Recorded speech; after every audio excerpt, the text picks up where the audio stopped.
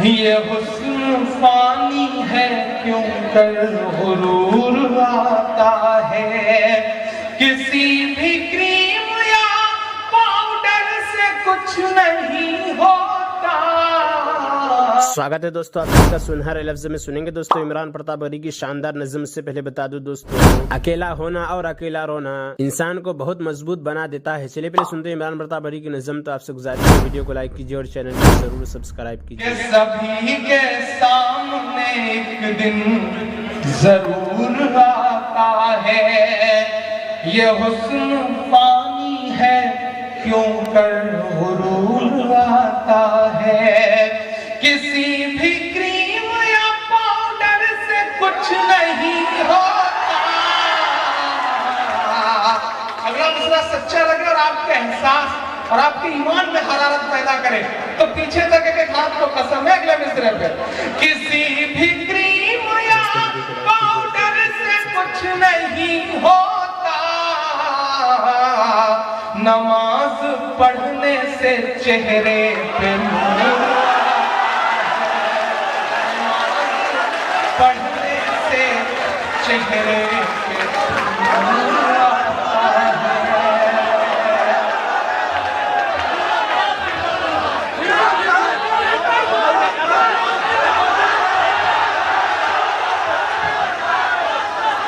بہت شکریہ، بہت محبت ہے۔ اچھا دوبارہ مجھے سمجھ میں آیا ایک کام ہے، پھر سے پڑھ کہتا ہوں کہ سبھی کے سامنے ایک دن ضرور آتا ہے، یہ حسن فانی ہے کیوں کر غرور آتا ہے، کسی بھی کریم یا پاؤڈر سے کچھ نہیں ہوتا، نماز پڑھنے سے چہرے پہ نور آتا ہے، نماز پڑھنے سے چہرے پہ نور آتا ہے۔ بڑا سچا شعر آپ نے پیش کیا اور اچھا شعر۔ بہت شکریہ۔ اب مجھے آپ کی فرمائشیں بھی پوری کرنی ہے، ورنہ میں اپنے من کی پڑھتا رہا پھر آپ کی فرمائشوں تک آیا تو صبح ہو جائے گی، کیونکہ 2 تو بجنے والے ہیں۔ پہلے مدرسہ پڑھ دیتا ہوں پھر فلسطین پڑھیں گے، ہاں انشاءاللہ۔ چلیے آخر میں وہ بھی پڑھ دیں گے، ٹھیک۔ ایک نظم پڑھتا ہوں جس نظم نے مجھے عمران بنایا، جس نظم نے مجھے پوری دنیا تک پہنچایا۔ میں الہ آباد وشو ودیالیہ میں ہندی ساہتیہ کا ودیارتھی رہا۔ میرا مدرسوں میں پڑھائی کا کوئی سلسلہ نہیں۔ میرے خاندان میں میرا خیال ہے کہ جتنی پیڑھیاں میں جانتا ہوں گا یا جتنی پیڑھیاں ابو سے میں نے پوچھ رکھی ہیں، کسی کو کبھی شاعری سے کوئی لگاؤ نہیں تھا۔ زمین میں بیٹھ کر کے بڑوں کو سنتا رہا اور اللہ کو شاید کام لینا تھا۔ اللہ کو کام لینا ہوتا ہے تو اللہ چینٹیوں سے کام لے لیتا ہے۔ اس نے مجھ جیسے چھوٹے سے بچے سے نظم کہلوائی مدرسوں پر۔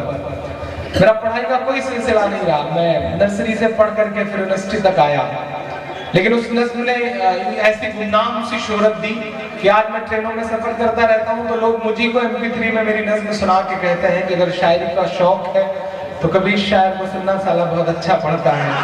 تو مجھے لگتا ہے کہ اللہ نے کیسی گمنام سی شہرت دی، کیسے گھر گھر تک پہنچا دیا، یہ اس کا کرم ہے۔ میں نظم شروع کرتا ہوں۔ پچھلے 15 سال میں الیکٹرانک میڈیا، پرنٹ میڈیا کا ایک پروپیگنڈا کھڑا کیا، کہیں بھی کچھ ہو، ایک چہرہ بنایا گیا، اسے ٹوپی پہنا دی گئی، اس کے نیچے داڑھی لگا دی گئی اور فلیش کر دیا گیا اسکرینوں پر۔ ہر جگہ ہر معاملے میں گنہگار بنا کے رکھ دیے گیا۔ میں نے بڑی معصومیت سے، بڑی محبت سے، بڑے خلوص سے، بڑی ونمرتا سے ایک بہت معصوم سی نظم کہی، جسے آپ کہہ سکتے ہیں کہ میں نے معصومیت بھری ایک صفائی پیش کری ایک نظم میں۔ پڑھتا ہوں۔ پوری دنیا نے بہت ہنگاموں میں سنا ہے، آپ بھی ہنگاموں میں سن لیں گے تو انشاءاللہ مجھے لگے گا کہ میرا آنا کامیاب رہا۔ پڑھتا ہوں صاحب کہ ملا ہمیشہ چاہت کا پیغام مدرسوں سے،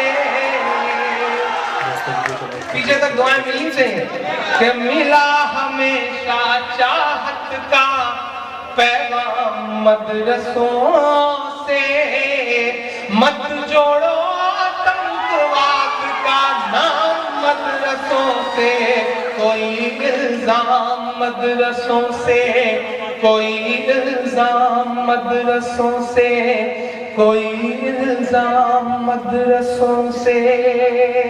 ناظرین عمران پرتاپ گڑھی کی نظم سننے کے بعد آپ اپنی رائے میں کیا کہنا چاہتے ہیں وہ نیچے کمنٹ باکس میں ضرور بتائیں. آئیے دوستو منتخب حدیث سے کچھ خاص باتیں سنتے ہیں. حضرت عثمان بن عفان رضی اللہ عنہ روایت کرتے ہیں کہ رسول اللہ صلی اللہ علیہ وسلم نے ارشاد فرمایا جس نے وضو کیا اور اچھی طرح وضو کیا یعنی سنتوں اور آداب و مستحبات کا اہتمام کیا تو اس کے گناہ جسم سے نکل جاتے ہیں یہاں تک کہ اس کے ناخنوں کے نیچے سے بھی نکل جاتے ہیں. علماء کی تحقیق یہ ہے کہ وضو نماز وغیرہ عبادات سے صرف گناہ صغیرہ معاف ہوتے ہیں کبیرہ گناہ بغیر توبہ کیے معاف نہیں ہوتے. اس لیے وضو نماز وغیرہ عبادات کے ساتھ توبہ و استغفار کا بھی اہتمام کرنا چاہیے. البتہ اللہ تعالیٰ اپنے فضل سے کسی کے گناہ کبیرہ بھی معاف فرما دے تو دوسری بات ہے. حضرت عثمان بن عفان رضی اللہ عنہ فرماتے ہیں کہ میں نے رسول اللہ صلی اللہ علیہ وسلم کو ارشاد فرماتے ہوئے سنا جو بندہ کامل وضو کرتا ہے یعنی ہر عضو کو اچھی طرح 3 مرتبہ دھوتا ہے اللہ تعالیٰ اس کے اگلے پچھلے سب گناہ معاف فرما دیتے ہیں. حضرت ابو ہریرہ رضی اللہ عنہ روایت کرتے ہیں کہ میں نے رسول اللہ صلی اللہ علیہ وسلم کو ارشاد فرماتے ہوئے سنا میری امت قیامت کے دن اس حال میں بلائی جائیں گی کہ ان کے ہاتھ پاؤں اور چہرے وضو کے دھلنے کی وجہ سے روشن اور چمکدار ہوں گے. لہٰذا جو شخص اپنی روشنی کو بڑھانا چاہے تو اسے چاہیے کہ وہ اسے بڑھائے. فائدہ مطلب یہ ہے کہ وضو اس اہتمام سے کیا جائے کہ اعضاء وضو میں کوئی جگہ خشک نہ رہے. حضرت ابو ہریرہ رضی اللہ عنہ روایت کرتے ہیں کہ رسول اللہ صلی اللہ علیہ وسلم مسجد میں تشریف لائے اور ایک صاحب بھی مسجد میں آئے اور نماز پڑھی. پھر رسول اللہ صلی اللہ علیہ وسلم کے پاس آئے اور رسول اللہ صلی اللہ علیہ وسلم کو سلام کیا. آپ صلی اللہ علیہ وسلم نے سلام کا جواب دیا اور فرمایا جاؤ نماز پڑھو کیونکہ تم نے نماز نہیں پڑھی. وہ گئے اور جیسے نماز پہلے پڑھی تھی ویسے ہی نماز پڑھ کر آئے.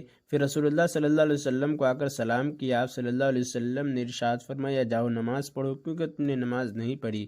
اس طرح 3 مرتبہ ہوا. ان صاحب نے عرض کیا اس ذات کی قسم جس نے آپ صلی اللہ علیہ وسلم کو حق کے ساتھ بھیجا ہے اس سے اچھی نماز میں نہیں پڑھ سکتا.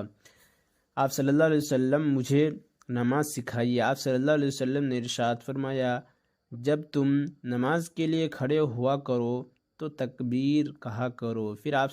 پھر قرآن مجید میں سے جو کچھ تم پڑھ سکو. پھر رکوع میں جاؤ تو اطمینان سے رکوع کرو. پھر رکوع سے کھڑے ہو تو اطمینان سے کھڑے ہو. پھر سجدہ میں جاؤ تو اطمینان سے سجدہ کرو. پھر سجدہ سے اٹھو تو اطمینان سے بیٹھو. یہ سب کام اپنی نماز میں پوری کرو. حضرت ابو قتادہ رضی اللہ عنہ روایت کرتے ہیں کہ رسول اللہ صلی اللہ علیہ وسلم نے ارشاد فرمایا بدترین چوری کرنے والا شخص وہ ہے جو نماز میں سے چوری کر لیتا ہے. صحابہ رضی اللہ عنہم نے عرض کیا رسول اللہ نماز میں کس طرح چوری کر لیتا ہے؟ ارشاد فرمایا اس کا رکوع اور سجدہ اچھی طرح نہیں کرتا. حضرت ابو ہریرہ رضی اللہ عنہ روایت کرتے ہیں کہ رسول اللہ صلی اللہ علیہ وسلم نے ارشاد فرمایا اللہ تعالیٰ ایسے آدمی کی نماز کی طرف دیکھتے ہی نہیں جو رکوع اور سجدہ کے درمیان یعنی قوما میں اپنی کمر کو سیدھا نہ کرے. حضرت عائشہ رضی اللہ عنہا روایت کرتے ہیں کہ میں نے رسول اللہ صلی اللہ علیہ وسلم سے پوچھا کہ نماز میں ادھر ادھر دیکھنا کیسا ہے؟ ارشاد فرمایا یہ شیطان کا آدمی کی نماز میں سے اچک لینا ہے.